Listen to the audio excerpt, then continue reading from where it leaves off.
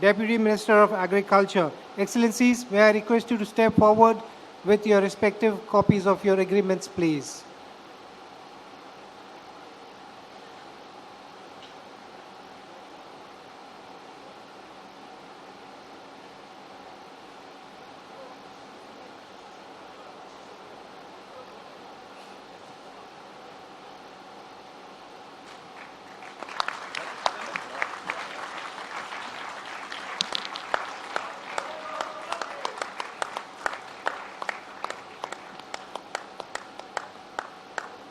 Thank you, Excellencies.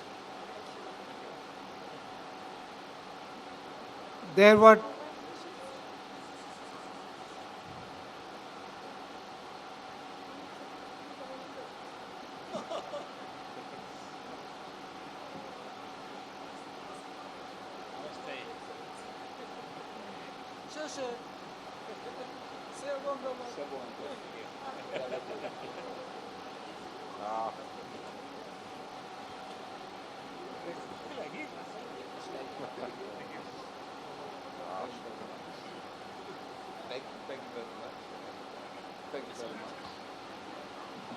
Excellencies, there were two other agreements.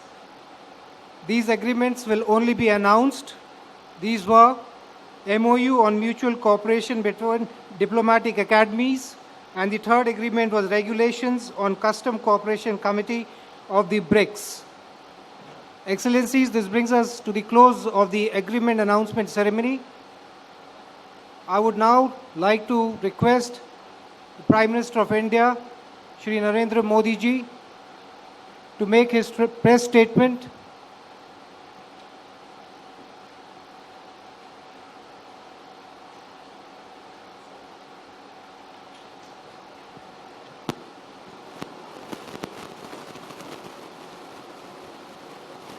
Excellencies, ladies and gentlemen, friends from the media,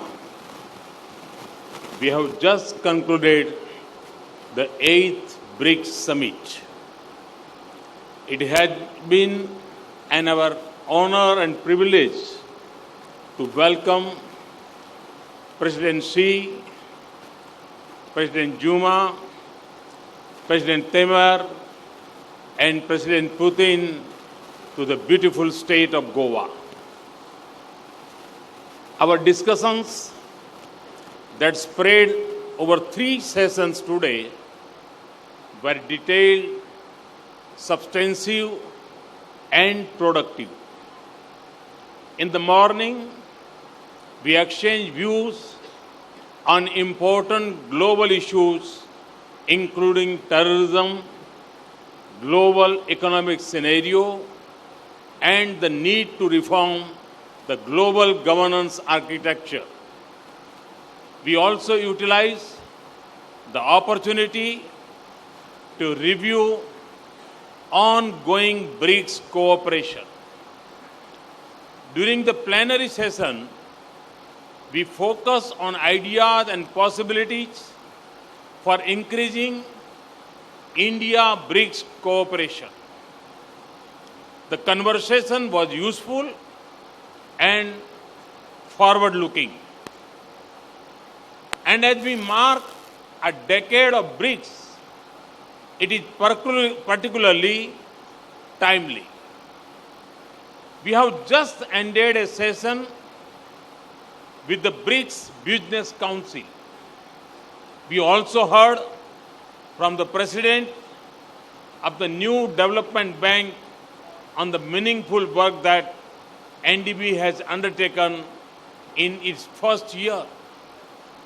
I am happy to share that we have adopted the Goa Declaration that lays a comprehensive vision for our cooperation and coordination within BRICS and on international issues. Ladies and gentlemen, let me now turn to the issues that received high attention from the BRICS leaders during the summit. We were unanimous in recognizing the threat that terrorism, extremism, and radicalization present not just to regional and global peace, stability, and economic prosperity, but also to our society, our way of life, and humanity as a whole. We are also one in agreeing that BRICS need to work together and act decisively to combat this threat. We underscore the need for close coordination on tracking source of terrorist financing and targeting the hardware of terrorism, including weapons, supplies, ammunition, equipments, and training. We also agreed that those who nurture, shelter, support, and sponsor such forces of violence and terror are as much a threat to us as the terrorists themselves. India is happy to note that the unity of the thought and purpose on this serious global challenge, putting the global economy back on track, was another focus point of our deliberations. We recognize the positive contribution of BRICS countries to global economic growth after the 2008 financial crisis. We feel that it is necessary for economies to make public investments in long-term infrastructure projects, coordinate microeconomic policy, drive growth, and promote world trade and manufacturing with renewed vigor. We emphasize the central role of the WTO as the cornerstone of the multilateral trade architecture. We acknowledge the need to strike a balance between economic development and environmental protection. We welcome the early entry into force of the Paris Climate Agreement. India was proud to ratify the agreement on 2nd October this year, the birth anniversary of the foremost environmentalists in history, Mahatma Gandhi. As BRICS leaders, we agreed to focus on institution building within the BRICS as an effective way to pursue our development agenda. We commended the new development bank on completion of its first year. We agreed that the NDB should continue to focus on infrastructure, technology, and renewable energy sectors. We were united in our view to establish the BRICS Agriculture Research Platform, BRICS Railway Research Network, BRICS Sports Council, and various youth-centric fora. We also agreed to hold a high-level BRICS meeting on traditional knowledge. We spoke in one voice of our resolve to promote the reform of the global financial and economic architecture and expand the role of emerging and developing economies in the International Monetary Fund. In order to further bridge the gap in the global financial architecture, we agreed to fast-track the setting up of the BRICS rating agency. We also agreed to enhance our coordination within the G20. The vitality of people-to-people contacts among the BRICS countries has been a point of emphasis for us. To this end, we are organizing over 100 activities throughout the year and taking BRICS to diverse geographies and demographies across our countries. We have agreed to nurture people-to-people pillar of cooperation as a continuing effort.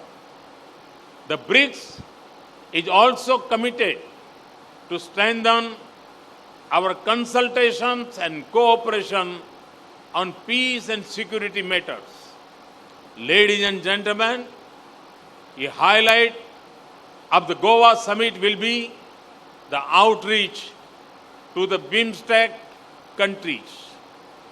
The heads of state, heads of government, and leaders from Bangladesh, Bhutan, Myanmar, Nepal, Sri Lanka, and Thailand, that together with India collectively constitute the BIMSTEC, are in Goa as the special guest to 8th BRICS Summit.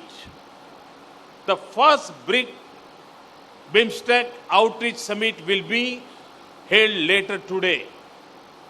This will be a unique opportunity for BRICS and BIMSTEC leaders to hold a conversation on prospect for closer partnership and coordination. As home to nearly two-thirds of humanity, BRICS and BIMSTEC together can potentially unlock immense synergies with huge benefits for all our people.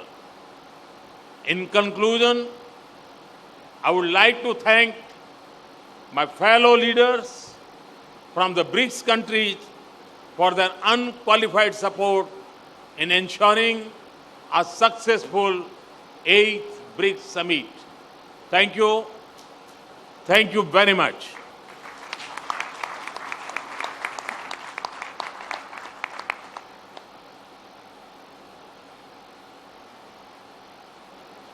Excellencies, this brings us to the close of the 8th BRICS Summit. Thank you.